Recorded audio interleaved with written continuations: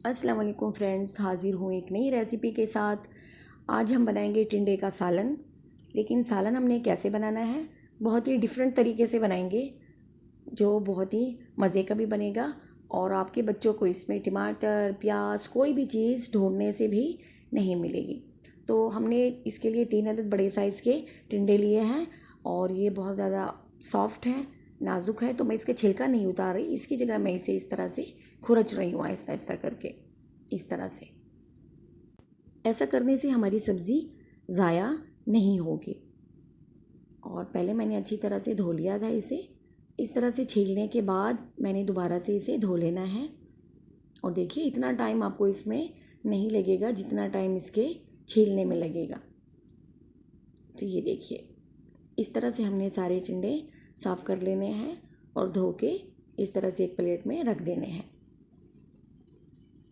अब हमने एक एक टिंडे को इस तरह से 4 टुकड़ों में काट देना है, इस तरह से आपको आसानी रहेगी। और अब हमने कद्दूकस लेना है, ग्रेटर। और ये देखिए, इस तरह से हमने अपने सारे टिंडों को कद्दूकस कर लेना है। ये बहुत ज़्यादा नरम होते हैं टिंडे, तो बहुत आसानी के साथ जो है हो जाएंगे। तो इस तरह से हमने सारे टिंडों को ग्रेट कर देना है। ये बहुत ही ज़बरदस्त तरीका है इसका। एक तो क्विक तैयार हो जाएगा, आपको पकाने में बिल्कुल भी टाइम नहीं लगेगा। तकरीबन 2 मिनट आप इसे पकाएंगे तो आपका सालन जो है वो रेडी हो जाएगा। कोई इसमें आपका टाइम नहीं लगने वाला और बहुत ही मज़े का भी बनेगा। तो देखिए, सारे टिंडों को हमने ग्रेट कर लिया है और एक अदद बड़ा रेड वाला टमाटर लेके वो भी हमने इसमें ग्रेट कर देना है इसके साथ ही। इस तरह से बहुत ही सॉफ्ट सा सालन इस तरह से आपका बनेगा।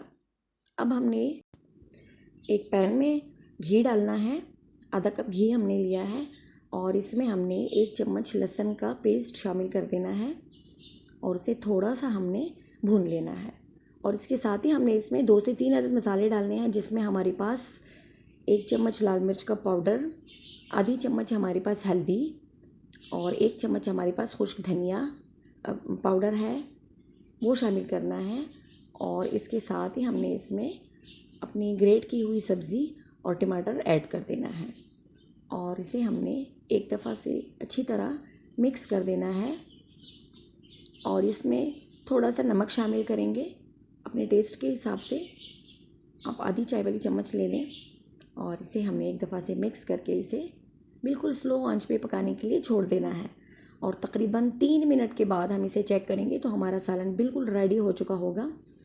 और देखिए, 3 मिनट हो चुके हैं, सालन बिल्कुल अच्छी तरह से फ्राई हो चुका है, ऑयल साइडों से निकल आया है और बहुत ही मज़े का सालन तैयार हो चुका है। सिर्फ एक स्टेप में बिल्कुल हमें टाइम नहीं लगा। और चलिए डिश आउट करके मैं आपको दिखाऊँ। ये देखिए, बहुत ही यमी सी हमारी सब्ज़ी तैयार हो चुकी है, जिसमें हमें कोई टाइम नहीं लगा, कोई इसमें हमारी इजाफी ख़र्च नहीं हुआ।